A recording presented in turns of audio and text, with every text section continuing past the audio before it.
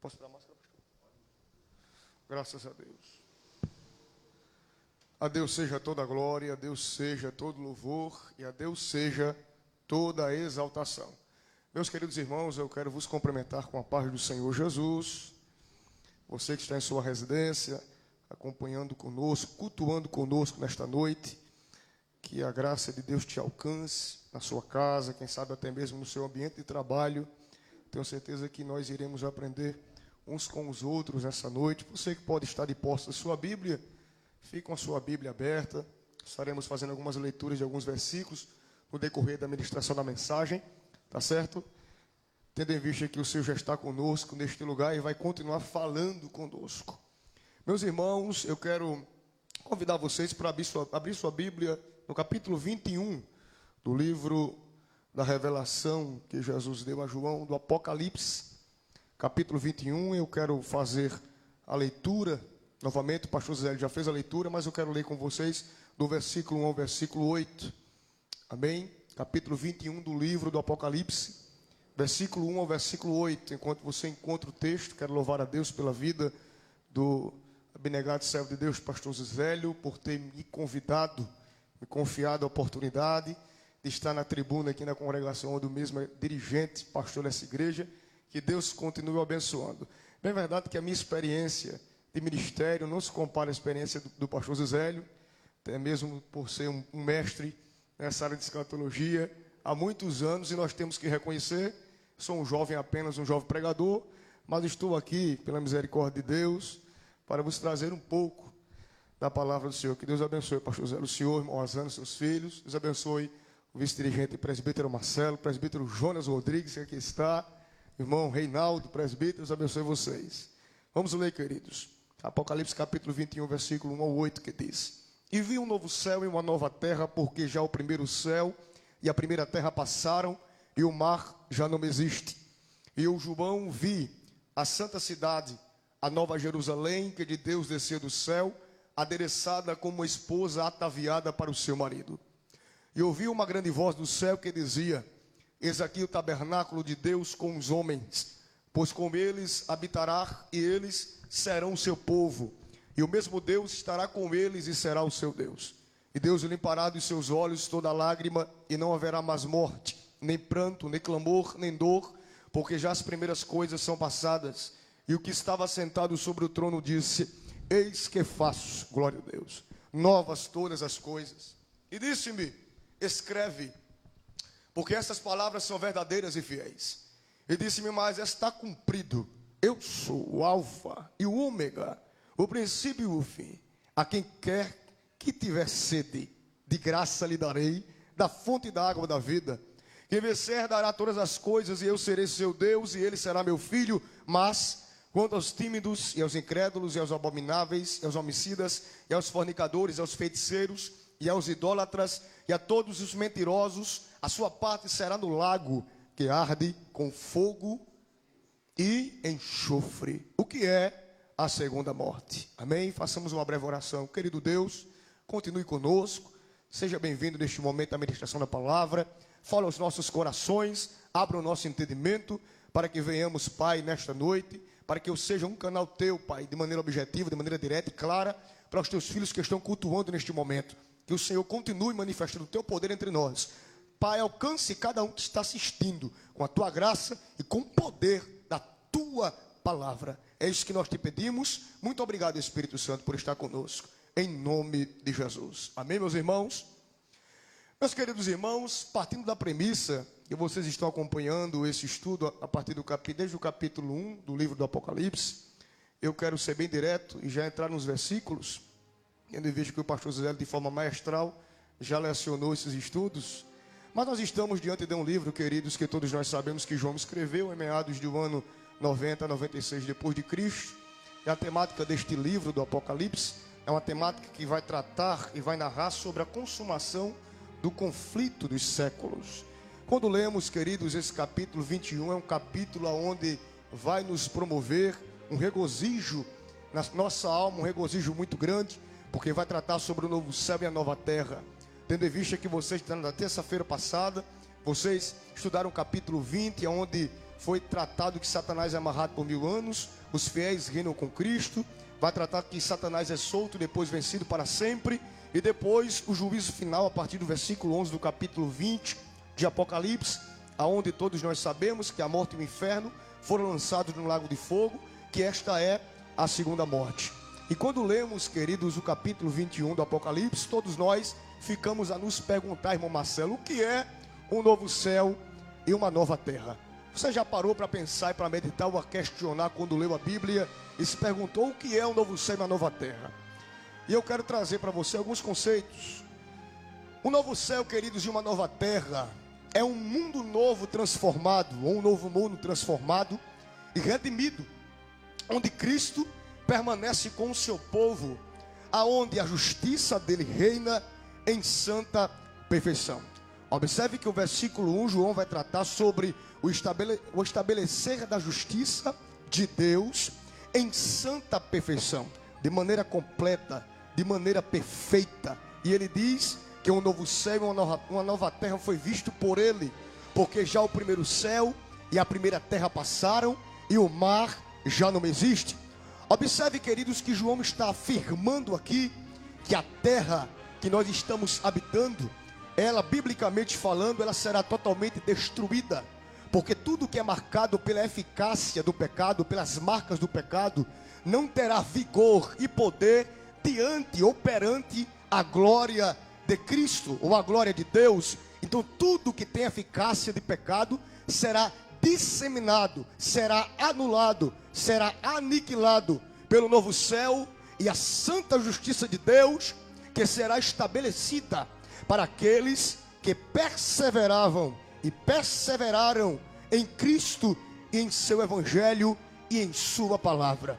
Eu quero que você, em sua residência, se você puder abrir a Bíblia no Salmo 102, verso 25 e 26, e os irmãos que aqui estão, se puderem também ler algumas referências bíblicas no tocante a esse novo céu e uma nova terra, para você ter ciência que até o livro dos Salmos vai afirmar que esse novo céu e essa nova terra será estabelecida por Deus, e esta terra que estamos habitando, pela marca do pecado, será aniquilada. Salmo 102, verso 25 e 26.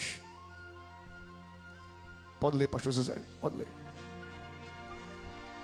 Desde a antiguidade fundaste a terra, e os céus são obra das tuas mãos. Eles perecerão, mas tu permanecerás. Todos eles, como uma veste, envelhecerão, como roupa os mudarás e ficarão mudados. Glória a Jesus.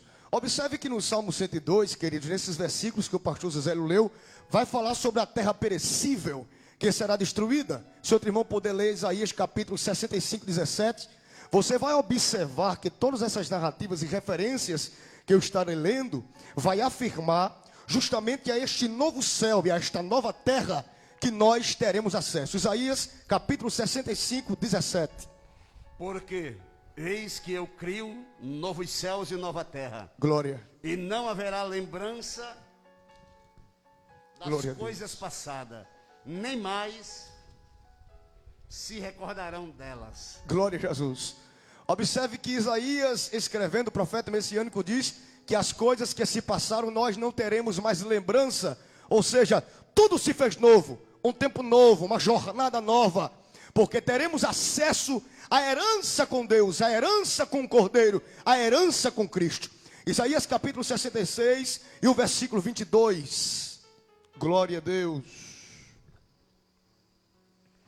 Porque como os céus novos e a terra nova que hei de fazer estarão diante da minha face, diz o Senhor, assim há de estar a vossa posteridade e o vosso nome. Glória a Jesus.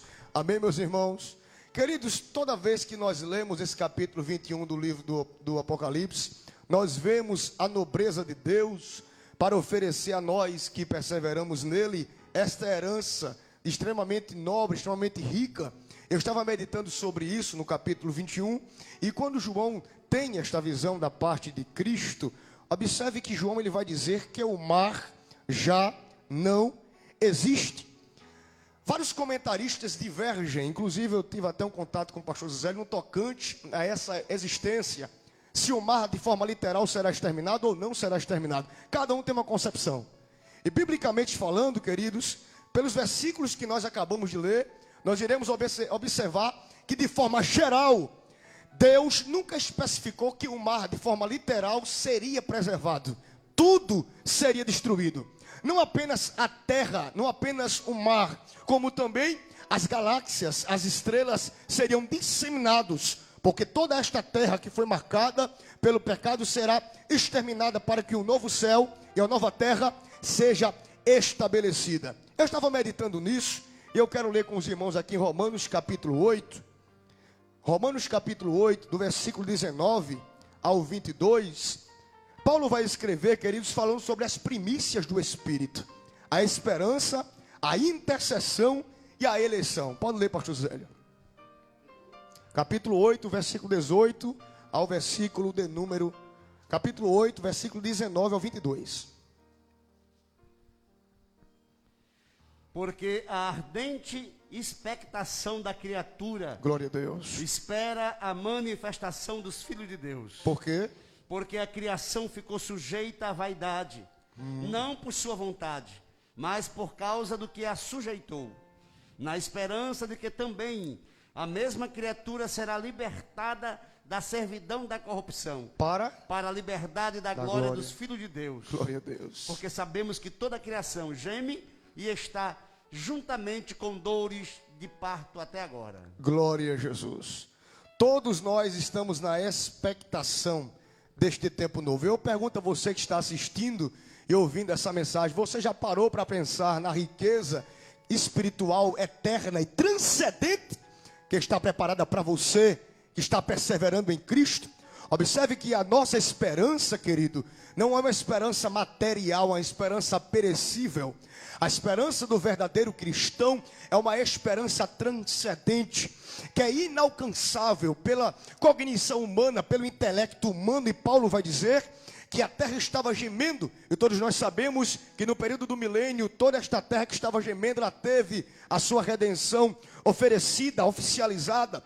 E este capítulo 21 é um capítulo do pós-milênio, um capítulo pós-milenial, após o período em que o juízo de Deus, o juízo final, foi estabelecido.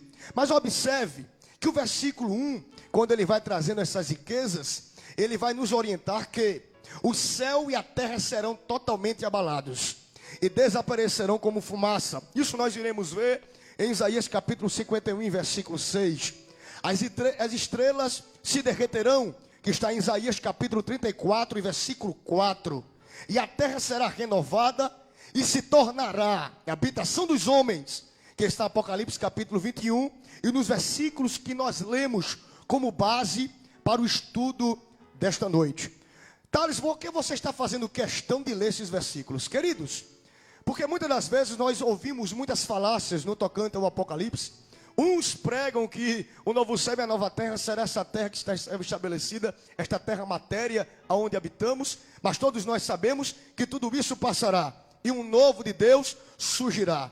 Toda vez que lemos essas revelações que Cristo dá a João, nós temos que ter ciência de uma revelação que é oferecida para aqueles que são salvos. E você que está em sua casa, é motivo de você se regozijar, porque tudo vai perecer, tudo vai passar, mas a Bíblia afirma que as palavras de Deus, que as palavras de Cristo, elas não passarão. Ou seja, a validade da palavra de Cristo é eterna, é eterna. Então observe que a terra será totalmente renovada e se tornará a habitação dos homens e de Deus.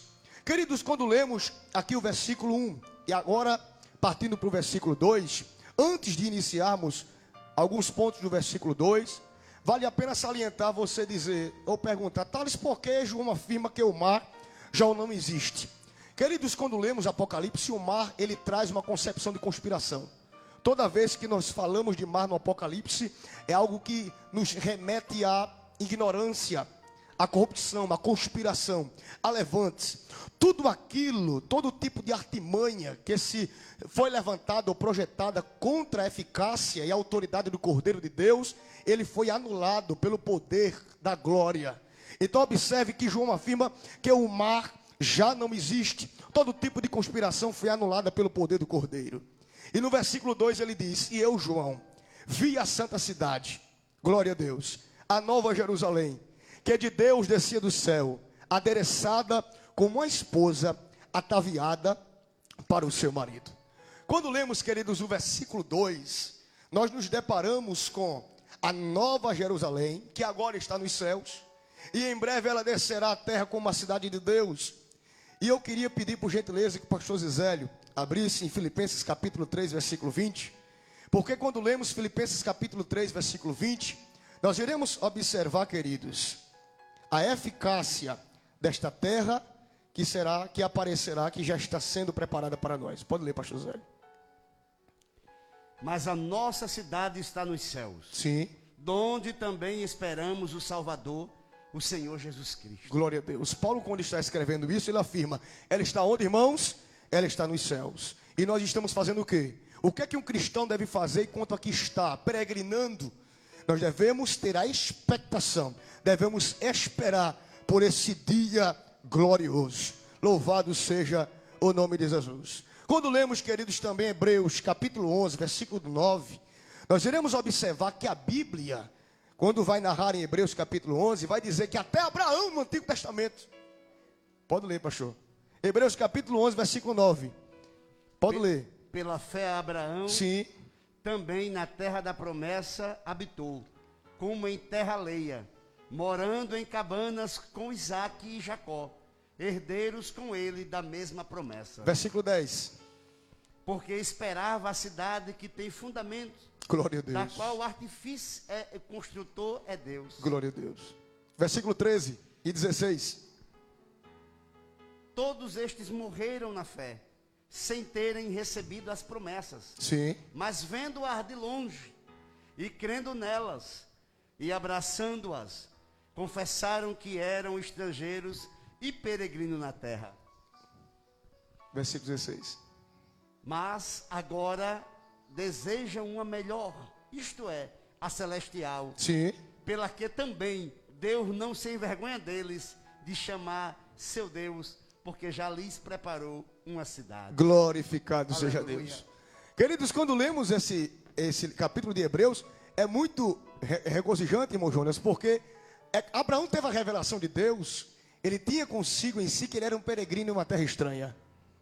E quando nós iremos ler esse versículo 2, que a santa cidade que João vê, que é a Nova Jerusalém que desce, é uma cidade que era uma expectativa de Abraão de tê-la, de possuí-la, de ter acesso. Então você observa a veracidade das escrituras, queridos, que mesmo que se passe séculos ou milênios, a veracidade bíblica das escrituras vai nos trazer justamente um fundamento, uma base para avigorarmos, para afirmarmos que esta cidade, ela é uma expectativa real, existente, ilegal, biblicamente falando, não apenas nós de estarmos hoje falando, comentando, mas do nosso pai na fé Abraão, que tinha a expectativa de ter acesso desta cidade. Lindo ler a Bíblia, porque você observa que a cidade perfeita, que a cidade preparada pelo arquiteto chamado Deus, Abraão tinha ciência de que esta cidade seria preparada. Glorificado seja o nome de Jesus. Quando observamos, querido, o versículo 3, depois que João vê a cidade, e ela estava adereçada como uma esposa ataviada, você observa que uma grande voz ecoará.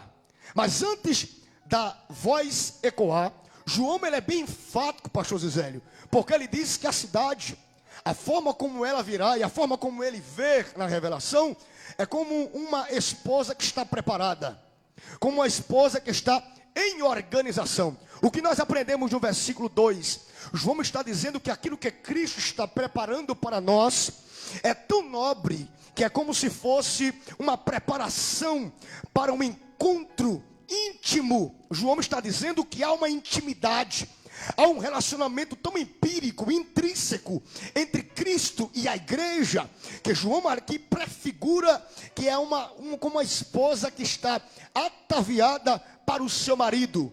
É como se estivesse preparada, estivesse com ansiedade de ter acesso ao seu marido. E o que é que a igreja faz enquanto estamos aqui peregrinando? Nós vivemos, mas temos o anseio de termos acesso, de termos contato com o nosso esposo, com o nosso Cristo. É por isso que nós vivemos, é por isso que nós respiramos, é por isso que nós existimos, para termos encontro com Deus. Vale salientar que estamos em um estudo, mas observe que Deus é organizado. Deus, Ele traz tudo isso aqui de forma sistemática, esquematizada. E Deus, Ele vai ter um encontro, irmão Jonas, não com uma igreja desarranjada, não com um povo desorganizado, mas nós observamos que existe um preparo para se ter acesso. Se você não se prepara, você não terá acesso à glória que será revelada para os salvos em Cristo Jesus. Então nós aprendemos que temos que nos preparar, temos que nos sistematizar, temos que ter uma esquematização, uma organização, para que tenhamos um contato eterno com Deus, um contato eterno com Cristo, com o nosso esposo. Quem pode glorificar a Deus por essa palavra nesta noite? Eu sinto a presença de Deus neste lugar. E a voz do versículo 3, João diz: eu ouvi uma grande voz do céu que dizia: eis aqui o tabernáculo de Deus com os homens, pois com eles habitará, e eles serão o seu povo, e o mesmo Deus estará com eles, e será o seu Deus. Queridos, quando lemos o versículo 3, João vai dizer que a voz quando ecoa diz: e aqui é o tabernáculo de Deus com os homens. Você observa que aqui vai trazer um conceito de aliança. Ele diz: aqui será a aliança entre Deus e os homens, o concerto eterno, o concerto que não se quebra, o concerto que não perece. Ele diz: pois com eles habitará. Não será uma passagem, mas será um habitar eterno, e eles serão seu povo, propriedade. João está dizendo no versículo 3 que nós, como igreja, nós somos propriedade particular e peculiar de Deus, e teremos o nosso concerto preservado, irmão Carlos, porque o concerto preservado vai nos promover o acesso à herança prometida, porque sem concerto preservado não tem acesso à herança. E João no versículo 3 diz: e o mesmo Deus estará com eles, e será o seu Deus. O que é isso? Deus será aquele que governará a igreja de maneira total.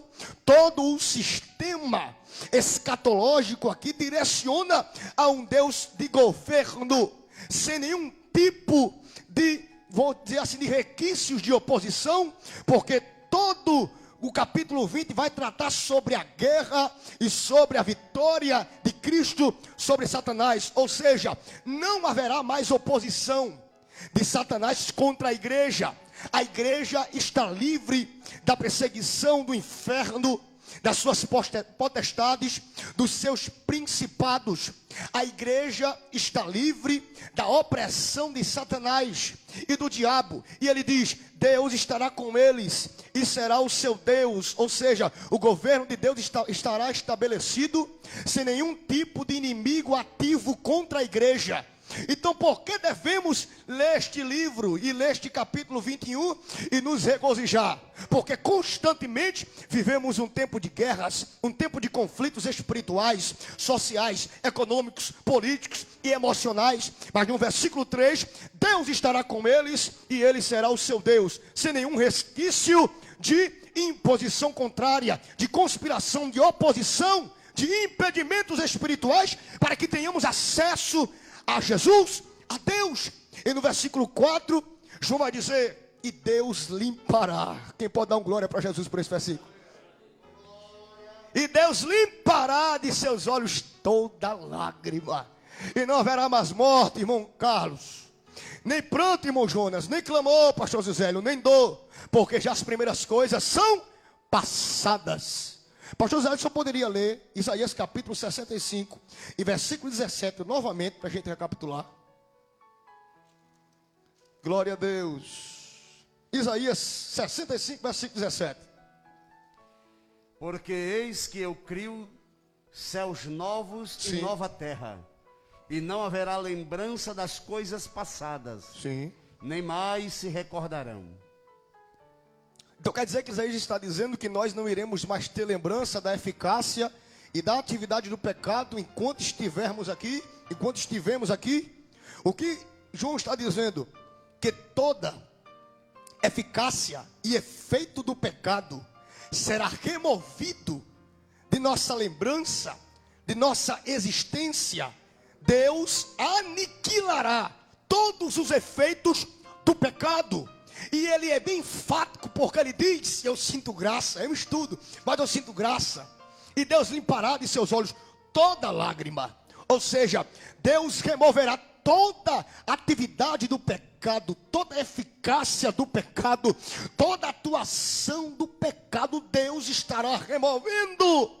Deus estará tirando de cena, anulando o seu efeito. E ele diz: os crentes apenas se lembrarão de quê? Das coisas santas. Não se lembrarão das tristezas da jornada. Você que me ouve nesta noite, nessa continuação de estudo, quem sabe você está me ouvindo e só Deus sabe a sua alma como está angustiada, atribulada. Mas para meditar. Quando nós tivermos acesso, queridos, nós não iremos mais lembrar das dores, dos conflitos que temos em nossa família, dos lutos que você está sofrendo, das perdas que você está sentindo, das dores, as inquietações, das agonias terrenas, que o pecado, ele faz com que a tua alma seja dilacerada, a sua carne seja afetada por doenças, porque tudo isso é promovido pela queda da humanidade. Mas lá nós não iremos ter lembrança de nada, nós só iremos ter gozo, só iremos nos lembrar das lembranças santas, das coisas gloriosas, das coisas transcendentes. Tudo isto que traça a nossa jornada, que atrai tristezas e dor, serão esquecidos. Glorificado seja o nome de Jesus. O versículo 5, queridos, ele diz: e o que estava sentado sobre o trono disse: eis que faço nova todas as coisas. E disse-me: eis que faço nova todas as coisas. E disse-me: escreve, porque estas palavras são verdadeiras e fiéis. Verdadeiras e fiéis. Deus estabelece verdade e fidelidade. João vai aqui, queridos, narrar sobre um Cristo, sobre um Deus, sobre um Cordeiro, irmão Marcelo, que estabelece verdade, estabelece aliança de fidelidade. Para termos acesso ao novo céu e nova terra, e sentirmos esse gozo, nós temos que valorizar. O pastor Zé, eu estava meditando nisso, e o Espírito Santo me comunicou. Para termos acesso a este novo céu e a nova terra, precisamos valorizar os princípios do Cordeiro. Se nós não valorizamos os princípios do Cordeiro, que é a verdade e a fidelidade, ou os princípios da Nova Jerusalém, nós não poderemos ter acesso, nós não poderemos tomar posse da herança. E o que é que nós aprendemos com isso? Valorizemos o elo da verdade e valorizemos o elo da fidelidade.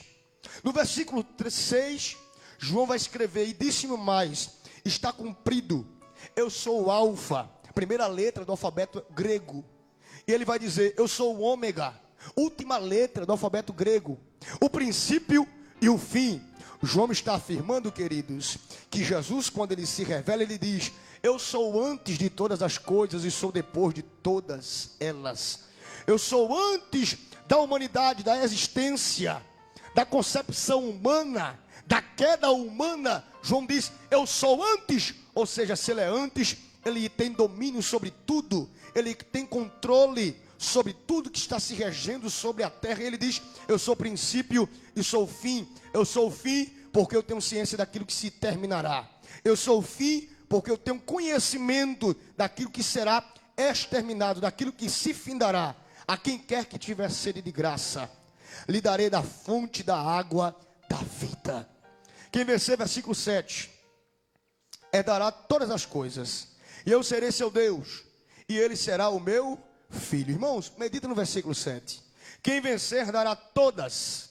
Deus aqui não estabelece parcialidade para aqueles que vencerão. Ele diz: todas as coisas que estarão preparadas. não serão parciais, não serão pela metade. Tudo que Cristo preparou, você terá acesso se você valorizar a sua vida, a sua fidelidade e os princípios da cidade, os princípios do Cordeiro. Porque significa dizer aqui que quem vencer dará aqueles que perseverarem, aqueles que não cederem à pressão do sistema mundano implantado pelo diabo, aqueles que não negociarem os seus valores. João, quando escreve versículo 7, ele diz: aquele que se permanecer fiel, aquele que se permanecer estável, aquele que se permanecer equilibrado, aquele que estiver estabilizado, aquele que estiver enraizado em Cristo, em Deus, em seu evangelho, em sua palavra, glória, este herdará todas as coisas, e eu serei seu Deus, eu serei o seu Senhor, e ele será meu filho. Aliança paterna, aliança íntima, aliança intrínseca, empírica, entre Deus, entre Cristo e entre a noiva, entre o Espírito Santo. O versículo 8, João vai escrever: mas quanto aos tímidos, e aos incrédulos, e aos abomináveis, e aos homicidas, e aos fornicadores, e aos feiticeiros, e aos idólatras, e a todos os mentirosos, a sua parte será no lago que arde com fogo e enxofre, o que é a segunda morte. Nós iremos ver aqui, queridos, no versículo 8, que João, queridos, vai tratar sobre 8 classes de pessoas que não herdarão a terra. E você que me ouve, eu te pergunto: será que você está nessa classe das pessoas que não herdarão a terra? Ou você está na classe das pessoas que terão acesso à terra? De que maneira você está se posicionando diante de Deus? De que maneira você tem firmado as suas raízes no Evangelho, em Cristo? Será que as tuas raízes estão enraizadas no Evangelho verdadeiro? Ou no pseudo-evangelho pregado por esse sistema atual, pós-moderno, corrupto, que tenta constantemente deturpar a palavra de Deus em detrimento de benefícios próprios? Nós iremos observar que existe classe de pessoas que não vão herdar. Tristes serão daqueles que não terão acesso, que viverão a sua vida e não terão acesso ao novo céu e à nova terra. Mas eu acho lindo na Bíblia, irmão Jonas, é porque mesmo que existe uma classe que não vai ter posse da terra, existe uma classe que vai receber. E esta classe são aqueles que venceram todo tipo de guerras espirituais e não cederam à proposta do maligno. E essa classe, eu acredito que você está nela, os obreiros que aqui estão nela, que apesar dos pesares, das inquietações da vida, das necessidades diárias, mesmo com a sua pouca força, você tem guardado a palavra, você não tem negado o seu nome, você não tem quebrado o concerto, você tem preservado a aliança eterna. Ele vai dizer: tímidos, quem são os tímidos? Tem pessoas que pensam que os tímidos são aquelas pessoas que não têm uma postura fixa ou rígida ou segura quando falam em público, ou são pessoas pessoas que são fechadas para relacionamento, pessoas que são fechadas para comunicação. Mas esses tímidos aqui, queridos, que João fala, não são esses tímidos. São aquelas pessoas que, por temerem a desaprovação e a ameaça da sociedade, de maneira que por covardia desprezam a realidade a Cristo, a lealdade a Cristo, ou a realidade do seu evangelho e a sua palavra, em detrimento de benefícios próprios, em detrimento de benefícios pessoais. São pessoas que negam a eficácia do poder de Cristo, que negam a eficácia do Espírito, que negam a existência de Deus, que temem a desaprovação e as ameaças da sociedade. Ele vai dizer: essas pessoas que temem mais a sociedade matéria, a sociedade natural, todos os compartimentos sociais, temem mais a isto do que ao próprio Deus. Estas pessoas são consideradas como pessoas covardes, que desprezam a lealdade. Não seja covarde no tocante à sua crença em Cristo. Não seja covarde no tocante à sua lealdade que você tem com Cristo, ou ao Cristo que você serve. Entenda: se você é covarde em anunciar e afirmar a existência de Cristo e o seu poder redentivo para a sua igreja, para a sua alma, você está negando a eficácia da cruz e a eficácia da sua encarnação. Logo, se você nega a eficácia da encarnação, se você nega o poder da crucificação, e se você nega o poder da ressurreição, você despreza a autoridade espiritual e transcendente de Cristo como sendo Filho de Deus, segunda pessoa da Trindade. Você será considerado como alguém covarde e não vai ter acesso ao novo céu e à nova terra. Que tipo de posição você está tomando hoje? Qual é a tua postura? Homem de Deus, mulher de Deus, jovem de Deus, moça de Deus. Ou até mesmo você que está assistindo e não é crente, está afastado. Qual é a sua postura diante desta mensagem, desse estudo? E nós estamos aqui, e eu acredito e reconheço que pelas minhas deficiências, diante do nosso mestre, pastor Zélio, você vai entender que se você não se posiciona de maneira corajosa diante disso, você será considerado como um covarde. E irmãos, vamos falar a verdade. Novo céu e nova terra e evangelho de Jesus, cristianismo é só para quem tem coragem. Porque o cristianismo só transcendeu todos esses séculos, essas reformas que houve, porque sempre tinha alguém corajoso para se posicionar. Lutero se posicionou contra a Igreja Católica e uma revolução foi estabelecida. Então nós observamos que cristianismo, que é evangelho de Cristo, está associado com alguém que tem coragem de levantar a bandeira do evangelho, de levantar a bandeira do sangue de Jesus Cristo e anunciá-lo como existente, como real e como a sua eficácia legal para estabelecer o novo céu e a nova terra. E entre os quais, irmãos, estão também os crentes que estão acomodados, ou seja, pessoas que um dia serviram a Deus, pessoas que um dia foram crentes, irmão Marcelo, pessoas que um dia cantaram na igreja, pregaram na igreja, dirigiram o departamento, quem sabe até obreiro que dirigiram a congregação, e no decorrer da sua trajetória como cristão, ele negou a fé, ele desistiu de Deus, ele se apostatou da fé, renunciou à existência de Deus. Incrédulos e aos abomináveis e aos homicidas e aos fornicadores.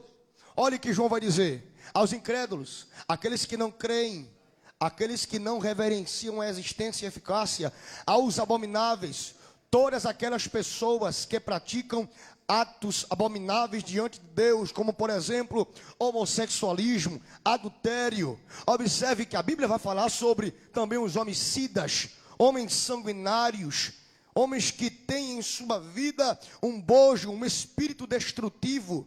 Aos fornicadores, aqueles que ultrapassam o limite da palavra, aqueles que quebram os princípios de Deus. Aos feiticeiros, aqueles que desprezam a autoridade de Deus em detrimento da autoridade diabólica, do poder demoníaco, do poder diabólico. Aos idólatras, aqueles que reverenciam tudo menos a Deus como Senhor e Salvador. E a todos os mentirosos, aqueles que praticam uma mentira, que valorizam a prática dela, que através dela promovem destruições, promovem conspirações, a sua parte será onde, pastor Zélio? No lago que arde com? No lago que arde com fogo e enxofre. O que é? A segunda morte.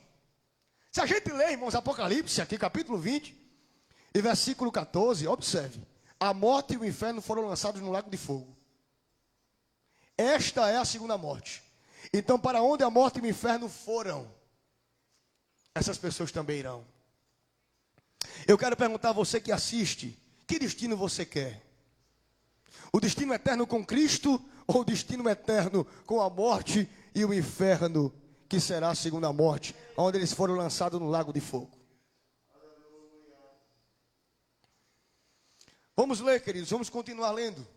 Glória a Deus. Versículo 9 em diante. E veio um dos 7 anjos que tinham as 7 taças cheias das últimas 7 pragas, e falou comigo dizendo: vem, mostrar-te-ei a esposa, a mulher do Cordeiro. Nós estamos diante, queridos, de uma metáfora que João utiliza para a cidade santa, significando justamente aqui que o povo de Deus habitará nela. Ele vai dizer: vem aqui que eu vou te mostrar, João, a esposa, a mulher do Cordeiro. Eu vou te mostrar justamente aquela que está sendo preparada, aquela que está preparada para ter acesso ao noivo. Então nós iremos observar que todas essas figuras, que o Apocalipse é um livro muito simbológico, um livro onde vai trazer muitas figuras de linguagem, muitas metáforas, que todo o seu arcabouço literário ele vai expressar tudo isso. Então nós iremos observar que João vai se utilizar de uma metáfora. Traduzir que é uma metáfora, é uma figura de linguagem, queridos, de forma particular que João se utiliza. De maneira particular, uma figura de palavra, também considerada como uma figura de palavra, pois apresenta uma palavra com sentido figurado. Ele traz uma palavra para figurar aquilo que realmente ele quer expressar, que aqui é o contato, a revelação. Ou seja, João está, através da revelação de Cristo, descortinando aquilo que a igreja terá acesso. Vamos para o versículo 10 em diante, vamos ler, para a gente ganhar tempo. E levou-me em espírito a um grande e alto monte, e mostrou-me a grande cidade, a santa Jerusalém, que de Deus descia dos céus. E tinha a glória de Deus, a sua luz era semelhante a uma pedra preciosíssima, como a pedra de jaspe, como cristal resplandecente. Aqui nós iremos observar que já vai tratar sobre a Nova Jerusalém. E aqui João diz que essa Nova Jerusalém, queridos, ela vai ter um aspecto de brilho radiante, um brilho resplandecente como cristal, tratando aqui sobre a pureza da cidade, sobre a glória a Deus, sobre a transcendência pura e visível para aqueles que terão acesso à herança. E no versículo 12 ele diz: e tinha um grande e alto muro com 12 portas, e nas portas 12 anjos, e nomes escritos sobre elas, que são os nomes das 12 tribos de Israel. Observe, queridos, que o muro, ele vai sugerir segurança, que os salvos desfrutarão ali, e que a cidade está reservada para um povo separado. João, quando vai estabelecer aqui essas narrativas, ele vai falar sobre muro, ele vai tratar sobre segurança eterna. Ou seja, nós estaremos em um lar que mesmo com nenhuma ameaça, o seu aspecto será um aspecto de segurança eterna, não apenas pela sua estrutura espiritual, mas por quem está governando ali a cidade, por quem governa, por quem estabelece, não apenas o novo céu e a nova terra, como a nova Jerusalém. João está dizendo, segurança, o senso de segurança, da proteção será eterna, nós iremos desfrutar. Ou seja, essa falta de segurança que temos aqui, queridos, que muitas das vezes não podemos nem sequer caminhar algumas horas da noite, da madrugada, com medo de sofrermos um assalto, quem sabe sermos alvejados, ou sermos açoitados por alguém, enquanto trabalhamos, enquanto dirigimos, enquanto caminhamos. Lá nós teremos a segurança eterna. Ou seja, nós não seremos passíveis de ataques mortais, feridas físicas não serão promovidas, porque lá a segurança não será apenas um senso, será uma verdade estabelecida. Tem alguém que pode dar glória no estudo aqui? Dê um glória para Jesus. Estou sentindo graça, irmãos. Pastor Zé é uma benção, glória a Deus. Glória a Deus. As 12 portas. O muro, segurança. O muro fala também de separação. Haverá separação, queridos. Nós somos um povo separado. Você pode ter sua condição financeira pouca, mas você vai ser separado. Você é separado. Se você preservar até o fim, persistir, você terá este acesso. Separação. E ele vai dizer, 12 anjos. Muro, 12 portas, 12 anjos, 12 portas, e nos 12 anjos, ele diz, e os nomes escritos sobre elas. Observe muito bem que as 12 portas vai representar Israel, queridos. João, quando escreve o versículo 12, ele fala que as 12 portas que estão ali estabelecidas na Nova Jerusalém vão representar Israel. E observe que ele diz que 12 anjos estão nas portas. Além do muro ser estabelecido, segurança eficaz, verdadeira, estabelecida, ele diz que anjos estarão nas portas. Ou seja, agentes de Deus estarão nas portas que representam Israel, e os 2 alicerces que representam a igreja. Observe, o versículo 12, quando vai falar sobre justamente as 12 portas, das 12 tribos de Israel, ele vai dizer que os habitantes da cidade não serão apenas os santos que foram verbalizados, foram expressos no Novo Testamento. Os santos do Antigo Testamento também terão acesso, ou seja, Israel e a igreja. Não apenas, queridos, nós como igreja do Novo Testamento teremos acesso, mas todo o Israel de Deus terá este acesso eterno com o Cordeiro. Versículo 13. Da banda do levante tinha 3 portas, da banda do norte 3 portas, da banda do sul 3 portas, da banda do poente 3 portas. Observe, e o muro da cidade tinha 12 fundamentos. Os nomes dos 12 apóstolos do Cordeiro, ou seja, os muros da cidade tinham fundamentos, tinham bases, tinham alicerces. E estes alicerces simbolizavam o que eu já disse? Simbolizavam a igreja. Muro da cidade, 12 fundamentos. Igreja como base, como fundamento. E os nomes dos 12 apóstolos do Cordeiro estarão justamente, queridos, expressos. Glória a Deus. O que é isso? A autoridade ministerial será expressa.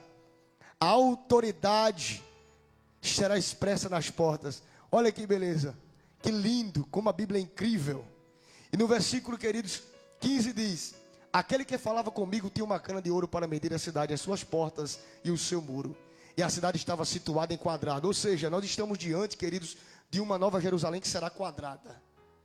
Toda a sua metragem que foi estabelecida, haverá um cálculo, ou comprimento, largura e alturas iguais. Serão parâmetros de altura e de largura equiparados. Ou seja, quando nós lemos o versículo 16, nós iremos ver aqui a organização da cidade, a equiparação da cidade. E João diz que a cidade medida tinha 12.000 estádios, e o seu comprimento, largura e altura eram iguais, e mediu o seu muro de 144 côvados, conforme a medida de homem, que é a de um anjo.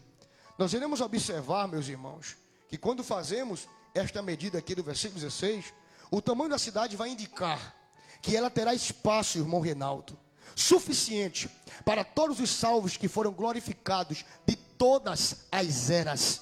Quando João fala do versículo 16, ele não especifica uma era estabelecida, mas ele diz que todas as eras, todos os salvos glorificados terão acesso. A cidade comportará todos eles. Quando lemos e calculamos os 12.000 estádios, vai equivaler, queridos, aproximadamente 2.260 quilômetros. E algumas pessoas, pastor José, me perguntaram por que João em si, quando vai escrever a revelação que tem, ele vai estabelecer medidas exatas, cálculos exatos.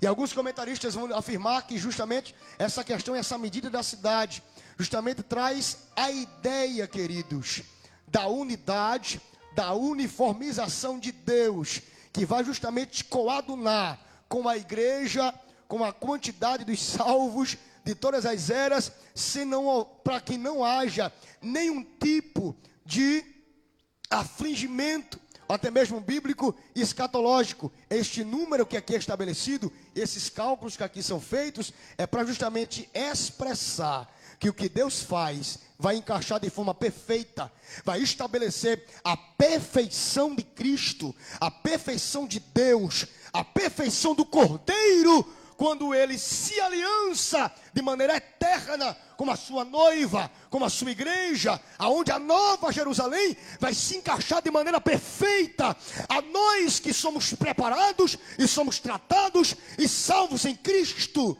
de maneira que nossa vida, o nosso corpo, a nossa existência coadunará de maneira perfeita, de maneira uniforme, de maneira completa. A cidade é descrita como um cubo, e a beleza da Bíblia, porque depois ele vai dizer, queridos, e a fábrica do seu muro era de jaspe, glória a Deus, E a cidade de ouro puro, semelhante a vidro puro, e os fundamentos do muro da cidade estavam adornados de toda pedra preciosa. Observe que eram 12 fundamentos.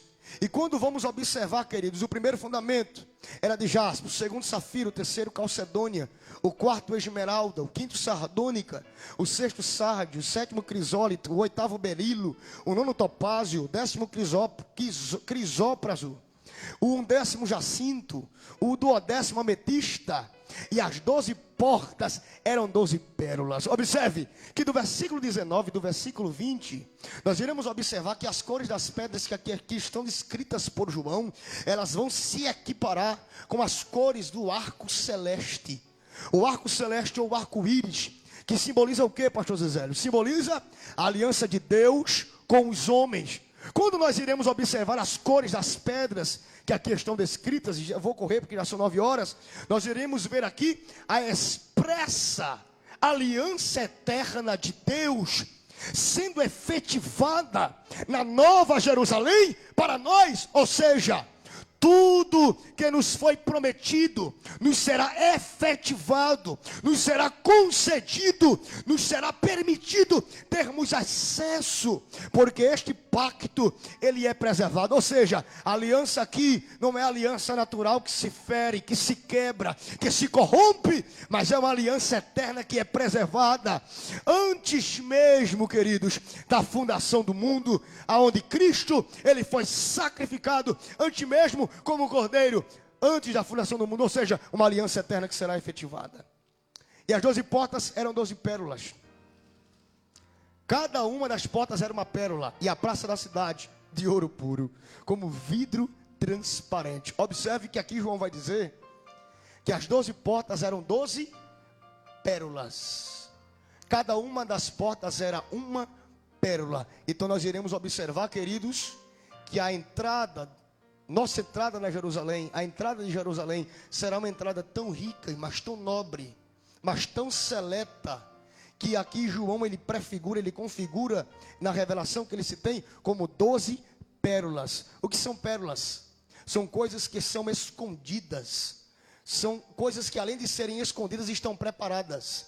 Então aquilo que você não viu, aquilo que está preparado será revelado para você, e além de ser preparado para você e será revelado para você, é precioso.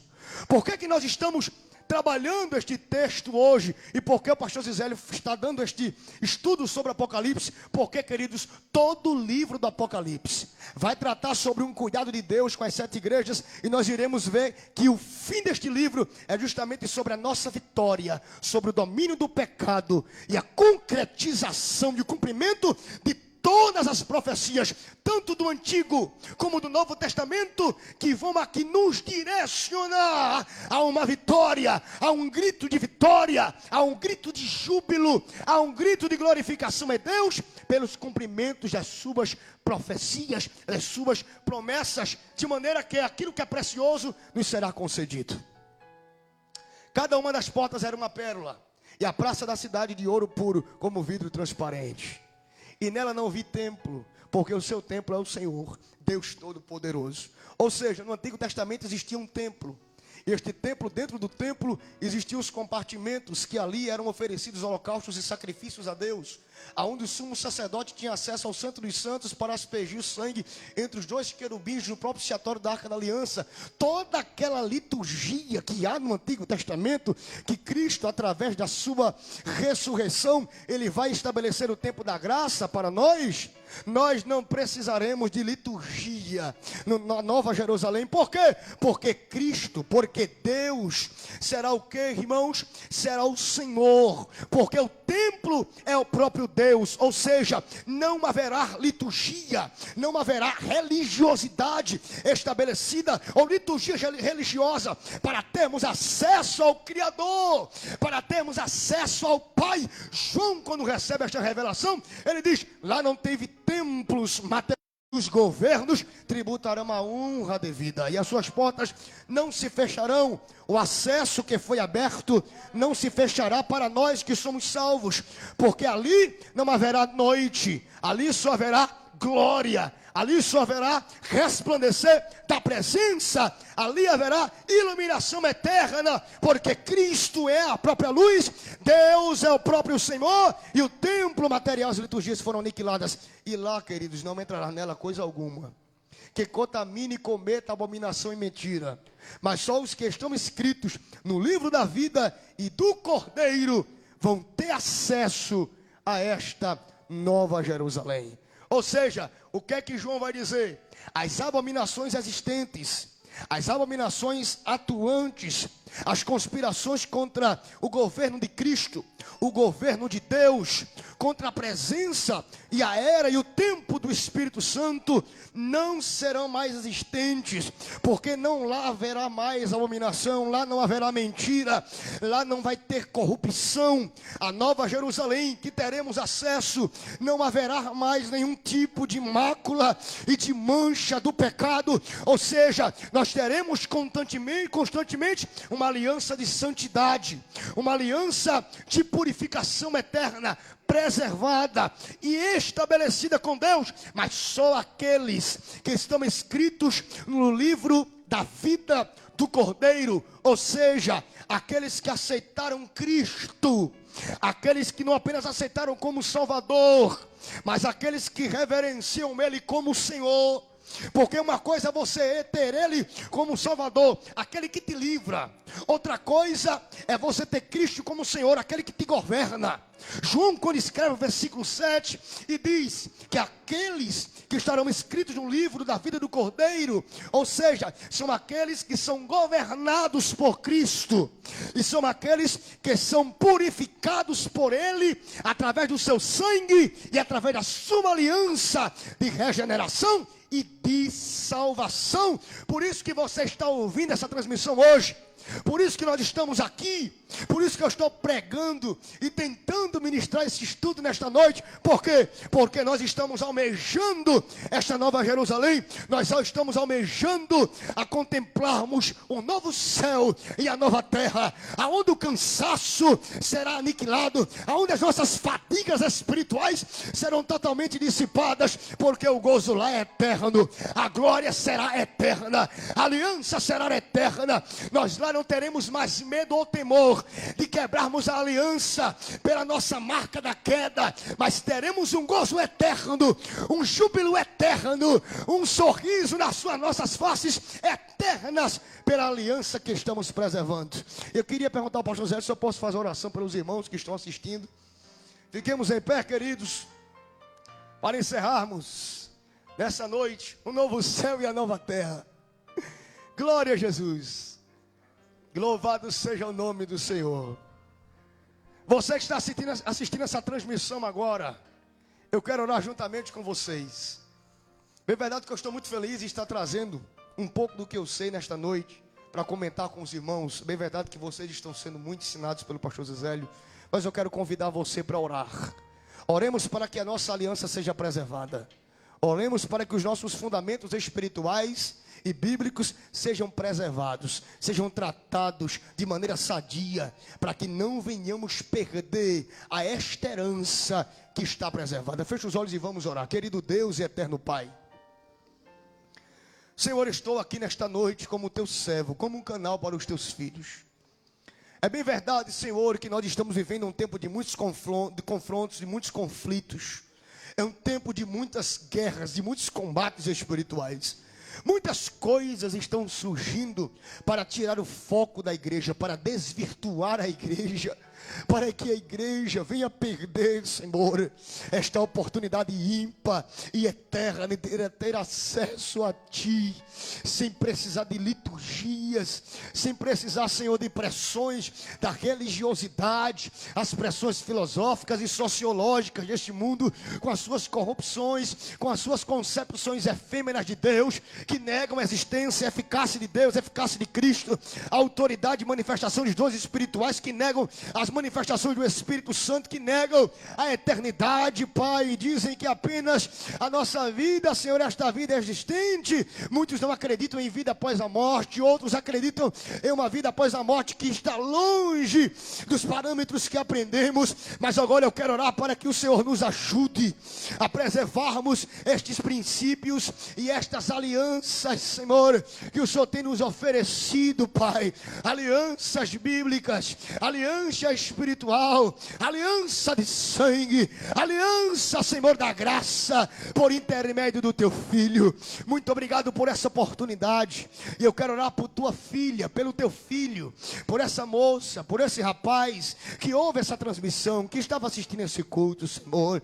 Eu quero orar por ele, que quem sabe a sua aliança estava fragilizada, não tinha mais perspectiva do céu, não tinha mais perspectiva de ter posse dessa herança, de tomar posse daquilo que está sendo preparado para nós. Mas eu quero te pedir agora, renove ele pelo teu poder, renove ele pela tua palavra, renove os teus filhos que estão em casa, os membros desta igreja de João Paulo II, continue fortificando na graça, no conhecimento, para que venhamos, para que eles venham ter acesso ao trono, para que venham ter acesso a Cristo e a vitória completa na eternidade. Eu oro pelo pastor desta igreja, Senhor, pelo anjo desta igreja, pelos irmãos que aqui estão na transmissão, pelos cooperadores, pelos departamentos, que o Senhor continue conservando com saúde espiritual, conservando com nutrientes espirituais, e que o teu nome continue sendo glorificado. É isso que nós te pedimos e desde já te agradecemos em nome de Jesus. Pastor Zizélio Alves Nunes,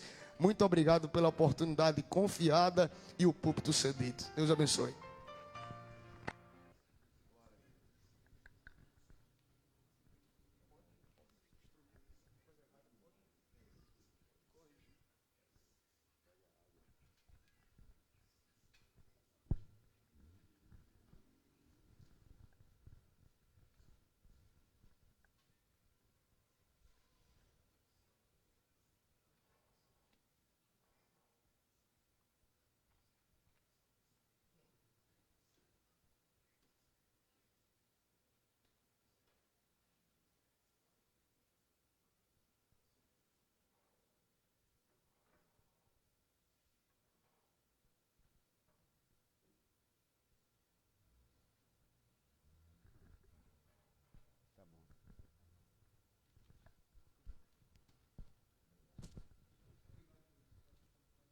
Bendito seja o nome do Senhor Jesus, por tudo quanto ouvimos nessa noite.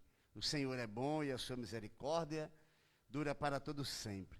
Nós louvamos a Deus pela vida do jovem irmão Thales Vinícius. Deus abençoe ele, abençoe sua família, seu ministério, conceda-lhe graça. O que me chamou a atenção diante desse texto todo é o último versículo, que vai dizer que não entrará nela coisa alguma que contamine e que cometa abominação e mentira, mas só os que estão inscritos no livro da vida do Cordeiro.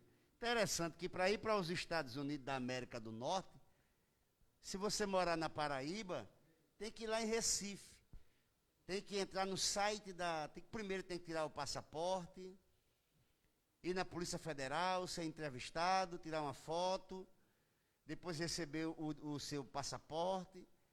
Em seguida, entra no site dos Estados Unidos da América do Norte, preenche um documento lá chamado DS 160 em inglês, e depois vai lá para Recife, paga R$678 e vai para Recife, passar por uma entrevista de um cidadão representante ali daquele país, para avaliar sua capacidade financeira, sua capacidade econômica, sua capacidade intelectual, seu vínculo de patrimônio no seu país e as razões pelas quais você deseja ir visitar o país. Para ir para outros países, como países que não têm relação diplomática com o Brasil, aonde você não tem, como o Mercosul, que lá só com o passaporte você entra, mas os países que não têm relações diplomáticas em relação à abertura de cidadão como turista, você precisa ir ao consulado desse país, pagar as taxas devidas e entrar. Às vezes, os presidentes, os chanceleres, os ministros, as autoridades têm seus jatinhos particulares e pede permissão para entrar no céu daquele país, e eles, através da torre de comando, através do satélite, liberam o acesso desse cidadão que tem influência diplomática para voar o seu céu e entrar naquele país. Só que aqui, não adianta ser presidente, ser rei, ser imperador, ser chanceler, ser ministro.